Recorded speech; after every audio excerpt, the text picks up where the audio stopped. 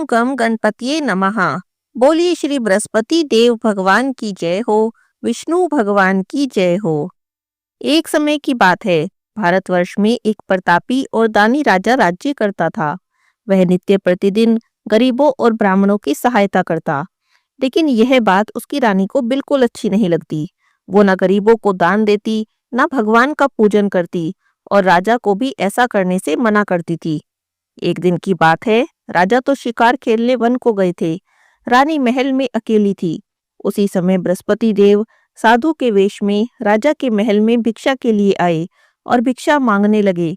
तो रानी ने भिक्षा देने से मना कर दिया और बोलने लगी, हे साधु महाराज, मैं तो इस दान पुण्य से तंग आ गई हूँ। मेरे पति भी सारा धन लुटाते रहते हैं। अब तो मेरी इच्छा है कि हमारा सभी धन नष्ट हो जाए, फिर ना रहेगा बांस और ना बजेगी बांसुरी।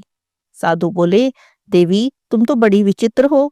संतान और धन तो सभी चाहते हैं, पुत्र और लक्ष्मी तो पापी के घर में भी होनी चाहिए। यदि तुम्हारे पास धन अधिक है तो भूखे मनुष्यों को भोजन कराओ, प्यासों के लिए प्याऊ लगवाओ, मुसाफिरों के लिए धर्मशालाएं बनवा दो। जो निर्धन अपनी कुंवारी कन्याओं का विवाह नहीं करा सकते, उनका विवाह करा दो। ऐसे और भी कई काम हैं जिनके करने से तुम्हारा यश लोक परलोक में फैलेगा।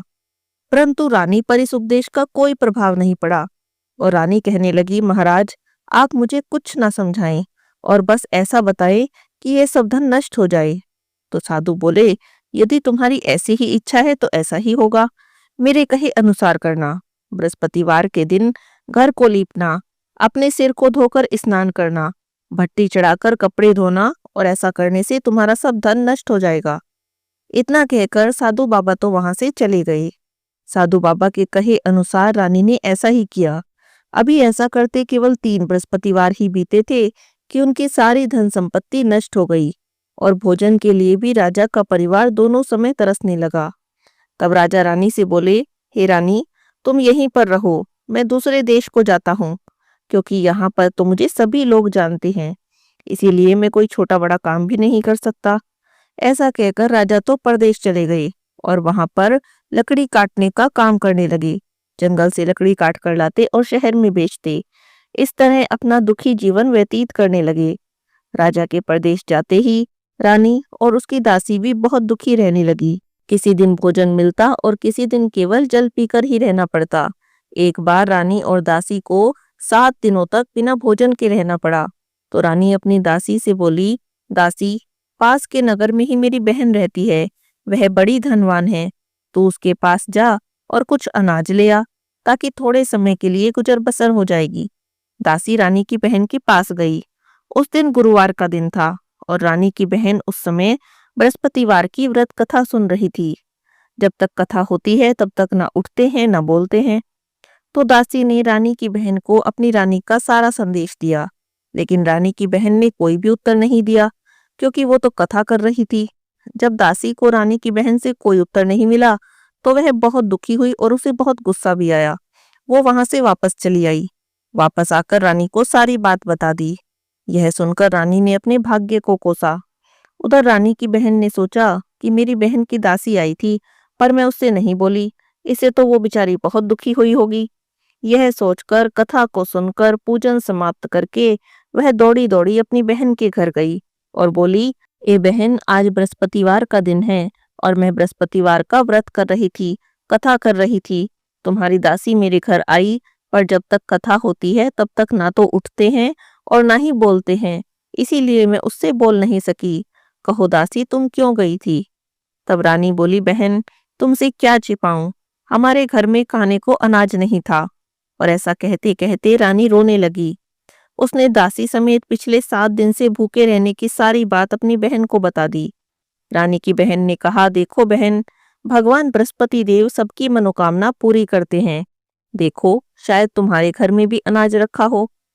पहले तो रानी को विश्वास नहीं हुआ, पर जब उसकी बहन ने बार बार कहा तो उसने अपनी दासी को अंदर भेजा। तो दासी को सचमुच अनाज से भरा एक घड़ा मिल गया। यह देखकर तो दासी को बड़ी हैरानी हुई। दासी रानी से कहने लगी, हे रानी, जब हमको भोजन नहीं मिलता तब हम रोज ही व्रत करते हैं, क्यों न इनसे व्रत की कथा और व्रत की विधि पूछ ली जाए, इस व्रत को हम भी किया करेंगे। तब रानी ने अपनी बहन से बृहस्पतिवार के व्रत के बारे में पूछा। तो रानी की बहन कहने लगी, बृहस्पतिवार के व्रत में चने की दाल और मुनक्का से भगवान विष्णु का केले की जड़ में पूजन करें, दीपक जलाएं, व्रत कथा सुनें और पीला भोजन करें। इससे बृहस्पति भगवान प्रसन्न होते हैं। व्रत और पूजन की सारी विधि बताकर रानी की बहन अपने घर को चली गई। 7 रोज बाद जब बृहस्पतिवार का दिन आया तो रानी और दासी दोनों ने व्रत रखा। गुड़साल में जाकर चना और गुड़ लेकर आई, केले की जड़ में भगवान विष्णु का पूजन किया। अब भोजन पीला कहाँ से लाए, इस बात को लेकर दोनों बड़ी दुखी हुई, पर क्योंकि उन्होंने पूरी श्रद्धा से व्रत किया था इसलिए बृहस्पति भगवान उनसे प्रसन्न थे। एक साधारण व्यक्ति का रूप धारण करके 2 थालों में सुंदर पीला भोजन लेकर आए और दासी को दे गए। भोजन पाकर तो दासी बहुत प्रसन्न हुई। रानी के साथ मिलकर उसने भोजन किया। उसके बाद तो वे हर बृहस्पतिवार को व्रत और पूजन करने लगी। बृहस्पति भगवान की कृपा से उनके पास फिर से धन संपत्ति आ गई और रानी फिर पहले की तरह आलस करने लगी। तब दासी ने कहा, देखो रानी, तुम पहले भी इसी तरह आलस करती थी। तुम्हें धन के रखने में कष्ट होता था, इसी कारण सभी धन नष्ट हो गया। अब बृहस्पति भगवान की कृपा से हमें धन मिला है, तुम्हें फिर से आलस होता है। रानी को समझाते हुए दासी ने कहा, बड़ी मुसीबतों के बाद हमने यह धन पाया है, हमें तो दान पुण्य करना चाहिए। भूखे मनुष्यों को भोजन कराओ और धन को शुभ कार्यों में खर्च करो। इससे तुम्हारे कुल का यश बढ़ेगा, स्वर्ग की प्राप्ति होगी और पितृ प्रसन्न होंगे। दासी की बात मानकर रानी अपना धन शुभ कार्यों में खर्च करने लगी, इससे कि पूरे नगर में उसका यश फैलने लगा। उधर राजा परदेश में बड़ा दुखी जीवन व्यतीत कर रहा था। जंगल से लकड़ी काट कर लाता और शहर में बेचता। किसी दिन पैसे मिलते और किसी दिन नहीं मिलते। एक दिन दुखी हो गया, जंगल में ही एक पेड़ के नीचे आसन जमा कर बैठ गया। अपनी दशा को याद कर करके व्याकुल होकर रोने लगा। वह बृहस्पतिवार का ही दिन था। तभी उसने देखा कि निर्जन वन में एक साधु प्रकट हुए। साधु के वेश में स्वयं बृहस्पति देव थे। वे राजा के सामने आए और बोले, इस सुनसान जंगल में तुम इतनी चिंता में क्यों बैठे हो? तब राजा ने अपने दोनों हाथ जोड़ लिए और कहने लगा, महात्मा जी, आप तो सब कुछ जानने वाले हैं, मैं आपसे क्या कहूँ। इतना कहकर रोने लगा और साधु को सारी बात बता दी। महात्मा जी बोले कि तुम्हारी पत्नी ने बृहस्पतिवार के दिन बृहस्पति भगवान का अपमान किया था, जिसके कारण रुष्ट होकर तुम्हारी यह दशा हो गई है। अब तुम चिंता मत करो और मेरे कहे अनुसार करो, तुम्हारे सभी कष्ट दूर हो जाएंगे। भगवान तुम्हें पहले से भी अधिक संपत्ति देंगे। तुम बृहस्पतिवार का व्रत किया करो और बृहस्पतिवार के दिन व्रत कथा पढ़ा करो। 2 पैसे के चने मुनक्का लाकर उनका प्रसाद बनाना। एक लोटे में शुद्ध जल लेकर शक्कर मिलाकर अमृत तैयार करना। कथा करने के बाद सारे परिवार को और सुनने वाले प्रेमियों में अमृत और प्रसाद बांटकर अपने आप भी ग्रहण करना। ऐसा करने से भगवान प्रसन्न होंगे और तुम्हारी सभी मनोकामनाएं पूरी करेंगे। साधु की बातों को सुनकर राजा कहने लगा, हे प्रभु, मैं एक साधारण सा लकड़हारा हूँ। मुझे लकड़ी बेचकर इतना पैसा नहीं मिलता कि भोजन करने के बाद कुछ बचा सकूं। मैंने रात्रि स्वप्न में अपनी पत्नी को बहुत व्याकुल देखा है। मेरे पास कुछ भी नहीं जिससे मैं उसकी खबर तक मंगा सकूं। साधु बोले, लकड़हारे, तुम किसी बात की चिंता मत करो।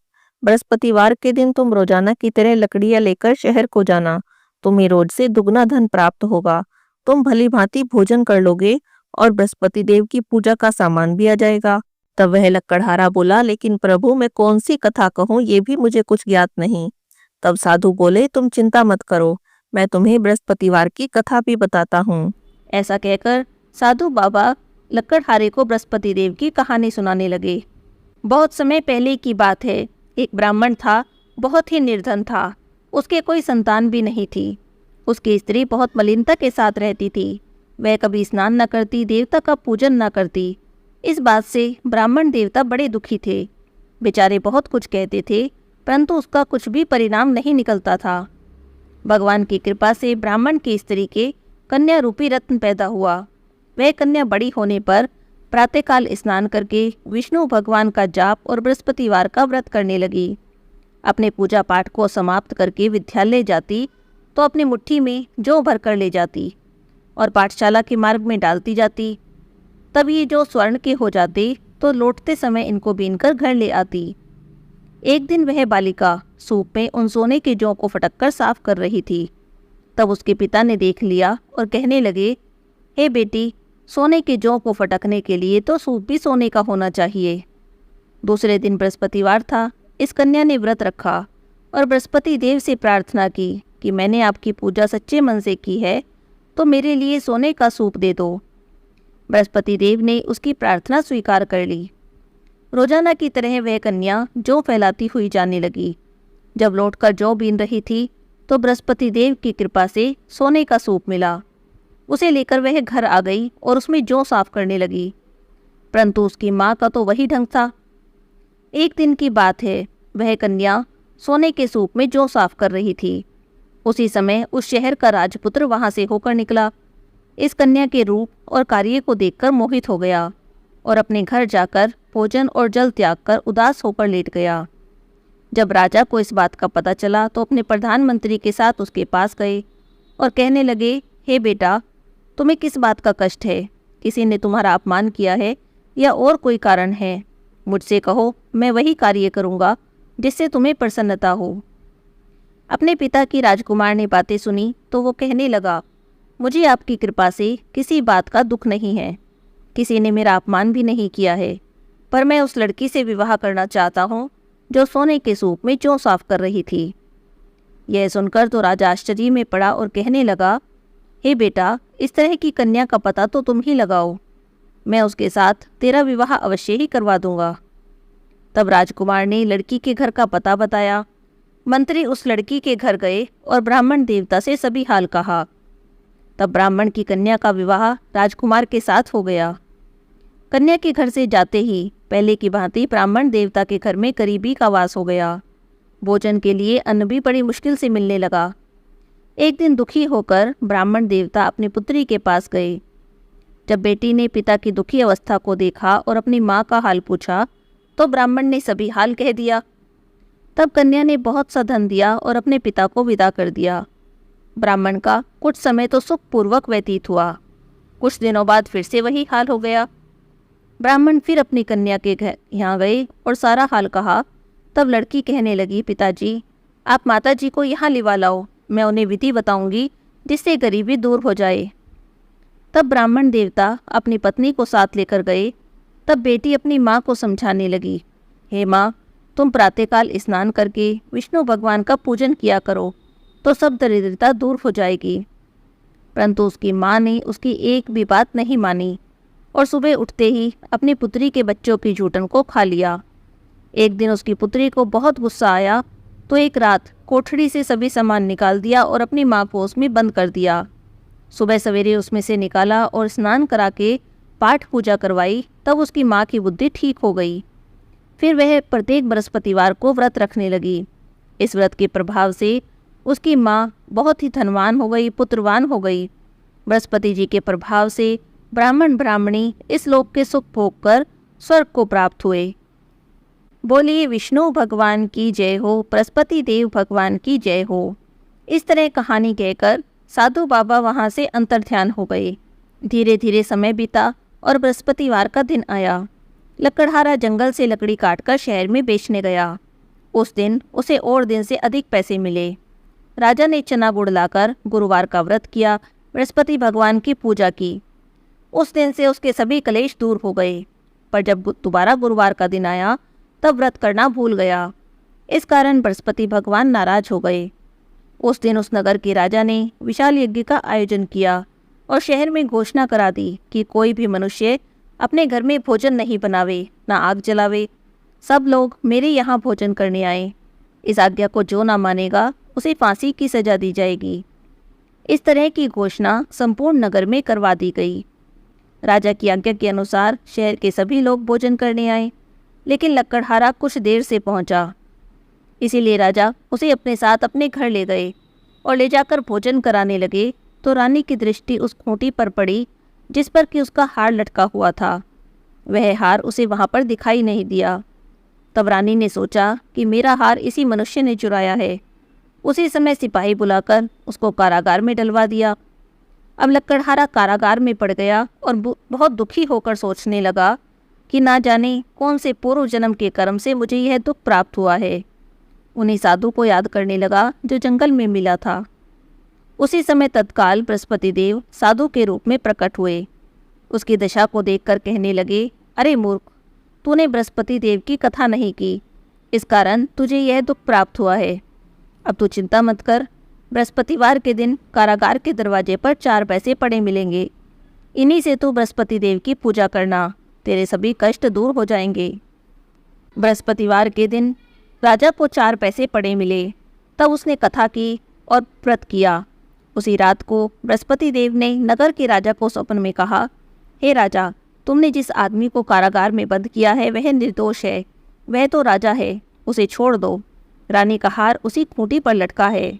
अगर तू ऐसा नहीं करेगा तो मैं तेरे राज्य को नष्ट कर दूंगा।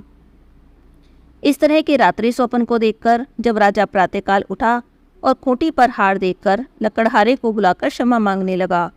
लकड़हारे को योग्य सुंदर वस्त्र आभूषण देकर विदा कर दिया। अब बृहस्पति देव की आज्ञा से वह अपने नगर को चल दिया। जब वह अपने नगर के निकट पहुंचा तब तो उसे बड़ा आश्चर्य हुआ।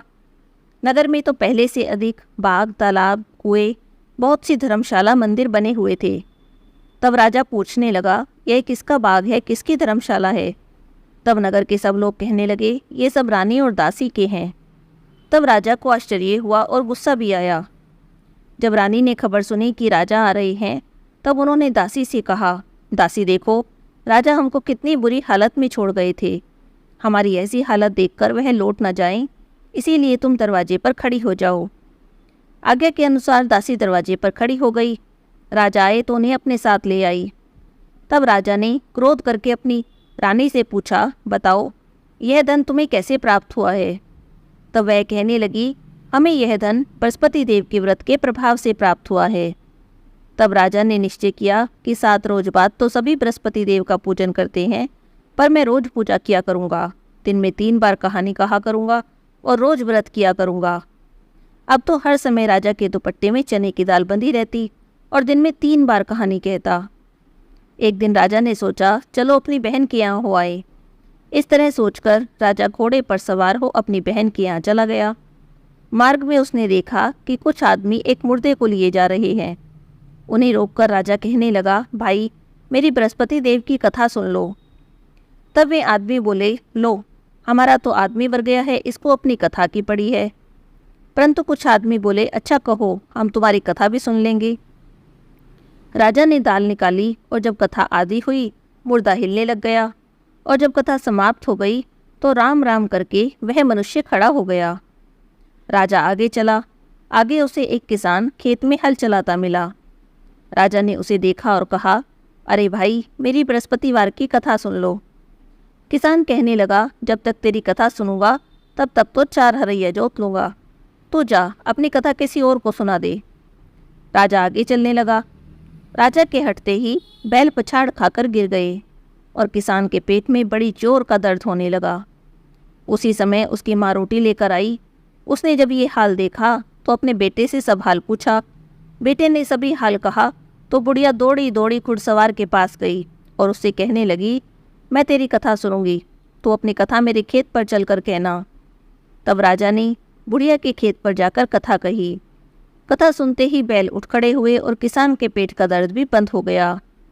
राजा अपनी बहन के घर पहुंच गया। बहन ने भाई की खूब मेहमानी की। दूसरे दिन राजा सुबह उठा तो देखने लगा कि सब लोग भोजन कर रहे हैं। तब राजा बहन से कहने लगा, बहन, ऐसा कोई मनुष्य हो जिसने भोजन ना किया हो तो मेरी बृहस्पतिवार की कथा सुन ले। तब बहन कहने लगी, भाई, ये देश तो ऐसा ही है, यहाँ पहले लोग भोजन करते हैं, बाद में कुछ और काम करते हैं, लेकिन अगर कोई पड़ोस में हो तो मैं देख आऊं। ऐसा कहकर वह देखने गई, पर उसे एक भी ऐसा व्यक्ति नहीं मिला जिसने भोजन न किया हो। हार कर वह एक कुम्हार के घर गई। उसका लड़का बीमार था। बहन को पता चला कि उनके यहाँ 3 दिन से किसी ने भोजन नहीं किया। तब रानी ने अपने भाई की कथा सुनने के लिए कुम्हार से कहा तो वह तैयार हो गया। राजा ने जाकर बृहस्पतिवार की कथा कही। कथा सुनते ही उसका लड़का ठीक हो गया। अब तो राजा की प्रशंसा होने लगी। एक दिन राजा ने अपनी बहन से कहा, हे बहन, हम अपने घर को जाएंगे, तुम भी तैयार हो जाओ। राजा की बहन ने अपनी सास से कहा तो सास कहने लगी, हाँ चली जाओ, पर अपने बच्चों को मत ले जाना, क्योंकि तुम्हारे भाई की कोई औलाद नहीं है। तब बहन ने भाई से कहा, भैया मैं तो चलूँगी, पर कोई बालक नहीं जाएगा। राजा कहने लगा, जब कोई बालक नहीं जाएगा तब तुम ही क्या करोगी। बड़े दुखी मन से राजा अपने नगर को लौट आया। आकर दुखी होकर उदास होकर बैठ गया। रानी ने पूछा तो राजा कहने लगा, हम निर्वंशी हैं, हमारा तो मुंह देखने का भी धर्म नहीं और कुछ भोजन आदि नहीं किया।